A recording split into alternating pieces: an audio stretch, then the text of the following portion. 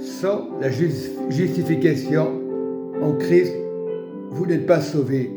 Sans Jésus, vous ne serez pas justifiés. Je dis bien, sans Jésus.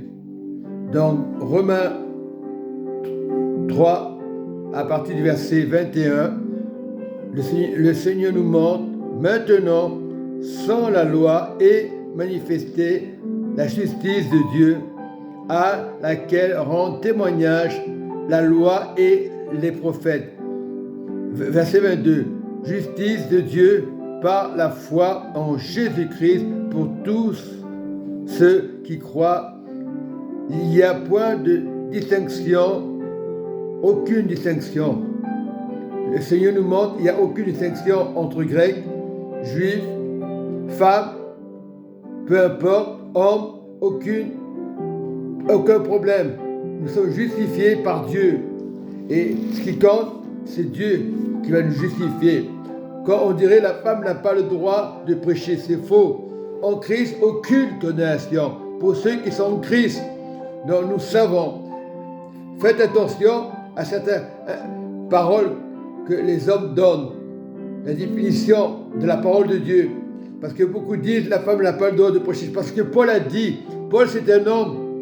Donc il faut savoir qu'à l'époque de Paul, beaucoup écoutaient certaines paroles. Paul écoutait certaines paroles de personnes.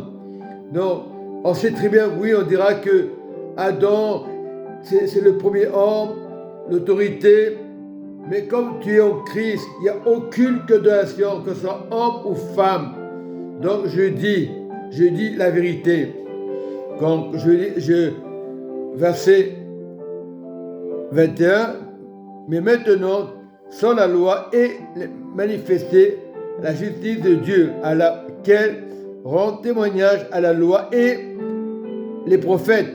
Justice de Dieu par la foi de Jésus-Christ pour tous ceux qui croient, hommes ou femmes. Il n'y a pas de distinction, il n'y a point de distinction. Le Seigneur lui dit, lisez les Écritures. Ah, Paul était le meilleur. Ah, Paul était en Christ. Paul était en Christ. Il faisait des fautes aussi. On sait très bien que l'apôtre Paul aimait Jésus. Nous aimons Jésus, nous aussi, nous l'aimons. Car tout ont péché et sont privés de la gloire de Dieu. Verset 24. Et ils sont gratuitement justifiés par sa grâce. Si tu as la justification de Jésus-Christ, ça suffit. Sur la terre, il y aura toujours le péché sur la terre. Tu peux tomber dans le péché, mais la foi de Jésus-Christ suffit.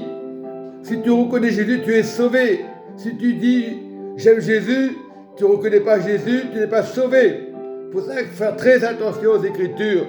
Et beaucoup diront, les gens de maison ou d'autres personnes diront, oh tu as tort, parce que la femme a le droit de prêcher. Mais les gens têtus, orgueilleux diront non et non, ils resteront dans leur position. L'apôtre Paul a pu se tromper. L'apôtre Paul était un homme. Celui qui est juste, c'est Jésus. Celui qui est juste, c'est Jésus. Nous sommes justifiés en Jésus. Voilà, très important. Verset 25, c'est lui que Dieu a destiné à être, lui, par son sang. On parle de Christ pour ceux qui croiraient, attention, pour ceux qui croiraient, victimes propitiatoires, afin de montrer sa justice par ce qu'il avait laissé impunis les péchés comme auparavant au temple de sa patience. Il montre ainsi sa justice dans le temps présent, de la manière à être juste, tout en justifiant celui qui a la foi en Jésus-Christ. Celui qui a la foi en Jésus-Christ, pas à travers Paul, à travers Pierre, à travers peu importe, pas par moi, mais par Jésus-Christ. Et beaucoup de chrétiens ont été blessés, sont dans les maisons, ils ont leur opinion, parce qu'ils se basent sur la loi juive. Il y a un danger. Je dis bien, en Christ, aucune condamnation, qu'on soit juif, grec, femme. C'est ça. Donc la femme a le droit de prêcher. Paul, au temps jadis, a fait une erreur. C'est pas Paul. Il a écouté certains personnes des églises assemblées. Il s'est fié à ces gens-là. Parce que Paul était un homme parfait, oui, en Christ. Il faisait des erreurs comme tout le monde. Paul a été persécuté. Qui n'est pas persécuté aujourd'hui? On dit que le musulman est persécuté. On dit que le Jéhovah est persécuté. On dit que le judaïsme est persécuté. Qui n'est pas persécuté? Il faut mieux être persécuté en Jésus-Christ. Mais si on nous rejette, je ne suis pas d'accord avec toi, je reste dans la loi juive. Tu tombes dans le péché. Il faut être justifié en Jésus-Christ. Et la parole dans Galates 5, c'est pour la liberté que Christ nous a affranchis. Demeurez donc fermes en Christ et ne vous laissez pas mettre de nouveau sous le joug de la servitude, c'est-à-dire des religions, parce que les religions ne sauvent pas, la religion juive ne sauve pas, la religion témoin de Jéhovah ne sauve pas, aucune religion ne sauve, mais en Christ, vous êtes justifiés. D'accepter Christ dans le baptême de Christ, c'est important, pas les baptêmes de Jean. Jean a baptisé, il a dit repentez-vous, mais le meilleur des baptêmes c'est Jésus. Donc si tu es justifié, accepte le baptême de Jésus. Beaucoup ne savent pas ce que c'est le baptême de Jésus. Ils se baptisent sans savoir la signification. Voilà, il ne faut pas faire n'importe quoi. Bien sûr, c'est pour la liberté en Christ. Voilà, pas être sous la loi des hommes, la loi juive. Beaucoup diront, laisse-moi tranquille, je suis assez grand, j'ai l'expérience, c'est de l'orgueil. Ce n'est pas des gens méchants, c'est des personnes qui ont été blessées comme moi à une époque où j'étais blessé. Si tu ne marches pas avec ton frère en Christ, tu as un problème. Tu auras des drôles de problèmes. Ton frère aura des batailles comme tout le monde. La justification, c'est fait pour tous les chrétiens.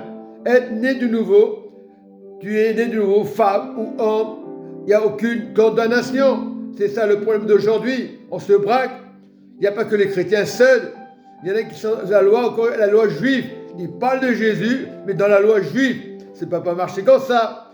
Et ils reviennent vers toi, ils te disent non, on n'est pas d'accord avec toi. Orgueil.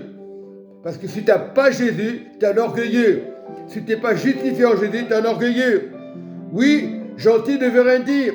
Tu peux être gentil, tu peux être païen, tu ne peux pas croire, il y a des gens gentils qui sont païens, ils ne croient en rien, mais Dieu va les justifier. Le fait d'accepter Jésus, tu es déjà justifié. Aucune religion ne sauve. Voilà, aucune idole ne sauve. En Jésus-Christ, acceptez Jésus-Christ. Beaucoup se disputent à cause des religions. Ah, pourquoi tu n'es pas catholique? Ah, pourquoi tu n'es pas protestant? Parce que vous n'êtes pas justifié. En Christ, celui qui a été justifié en Christ, il n'y a aucune condamnation. Homme ou femme, grec, juif, peu importe. Ce n'est pas la loi juive qui sauve. C'est la loi de Jésus, justifié en Christ. Jésus n'est pas venu par hasard. Il a accepté de mourir à la croix pour toi, pour moi. Donc, tétélestai veut dire en grec, tout est accompli. La croix est déjà achevée. Donc, sois en Christ, sois baptisé en Christ, et tu auras la gloire de Dieu. Mais la loi juive ne sort pas. Beaucoup diront, ah moi je suis les juifs, ah je regarde, il y a une télévision juive, je regarde juif. Tu n'es pas sauvé, tu tombes dans le péché. Dans le péché, les scribes, les pharisiens, nous devenons comme les scribes et les pharisiens. Et chez nous, nous parlons de Pierre, de Paul, les églises, même les églises et bâtiments sont sauvés. Ils sont justifiés. On accepte le Christ. Voilà pourquoi il y a des problèmes aujourd'hui. Ah, je suis tranquille chez moi, c'est pareil. Non, c'est pas pareil. C'est différent. Parce que tu n'as pas la communion de Christ, tu n'as pas le corps de Christ. Tu vas chez toi, tu ne prends pas la Sainte Seine. La Sainte Seine, ce n'est pas habitué. On la prend selon le Dieu. C'est Dieu, la Sainte Seine. Ce n'est pas toi, ce n'est pas moi. Ce n'est pas par habitude. Durant, c'est l'habitude, c'est pas bien. Non, soyez justifiés en Christ. Tout ce qui est le corps de Christ, la Sainte Seine, c'est important. Chaque dimanche, il y en a qui le font tous les 15 jours, tous les 3 mois, ça ne tient pas debout. La Sainte Seine, ce n'est pas une habitude. C'est dans la parole de Dieu. Jésus a pris la Sainte Seine. C'est parce que tu prends la Sainte Seine que tu vas avoir des problèmes. Mais il ne faut pas parler de son frère et sa sœur, de sa sœur. Il faut pardonner. Ah, moi je suis le meilleur, moi je veux une place. Alors, quand tu es fâché, tu vas chez toi, c'est bon, le pasteur, j'en ai marre, le pasteur est comme toi, il est là pour annoncer la parole de Dieu, il y a 5 ministères pour tout le monde. Nous respectons les pasteurs, arrêtons de dire les pasteurs, c'est des voleurs, ce n'est pas des voleurs. Comme les offrandes, c'est pas voler, tu donnes pour Dieu, chacun est libre de donner ou pas donner, on va vous condamner les pasteurs. C'est un principe, et Dieu vous donnera, voilà, c'est très important vraiment de marcher dans la voie de Dieu, par la grâce de Dieu, c'est très important, l'amour, voilà, et ce que nous manque parfois, nous les chrétiens, on ne veut pas accepter, moi je suis le meilleur, toi tu te tais, moi je suis chez moi, je suis tranquille, et voilà d'où viennent les querelles, les jalousies. Mais même dans l'église, il y a des jalousies, même des gens chrétiens seuls, ils peuvent être jaloux inconsciemment. Mais en Christ, il n'y a aucune condamnation. C'est très important de mettre les choses à sa place. Mais beaucoup veulent avoir raison. Oui, comme Malachie 3, quand on dit, voici, j'enverrai mon messager. Il préparera le chemin devant moi. Voilà, c'est important. Qui restera debout quand je paraîtrai? Car il sera comme un feu du fondeur, comme la potasse foulant. Il s'assiera et fendra et purifiera l'argent. Il purifiera les fils et les vies. Il purifiera comme épure l'or et l'argent. Et ils présenteront à l'Éternel des offrandes avec justice. C'est important. Alors l'offrande de Juda et de Jérusalem sera agréable à l'Éternel. N'est-ce pas beau? Agréable à l'Éternel pour aux hommes. Donne pas pour un pasteur, donne pas pour une église, donne à l'Éternel. Comme un ancien jour, comme aux années d'autrefois. Je m'approcherai de vous pour le jugement et je me hâterai de témoigner contre les enchanteurs, les adultères, contre ceux qui jurent forcément, contre ceux qui retiennent le salaire des mercenaires, qui oppriment la veuve et l'orphelin. Voilà. Et quand on donne pour Dieu. Et voilà, ça nous dit dans sa parole, depuis le temps de vos pères, vous vous êtes écartés de mes ordonnances. Vous ne l'avez point observé. Revenez à moi et je reviendrai à vous, dit l'Éternel des armées. Et vous dites, en quoi devons-nous revenir? Un homme trompe-t-il Dieu? C'est pas possible, car vous me trompez.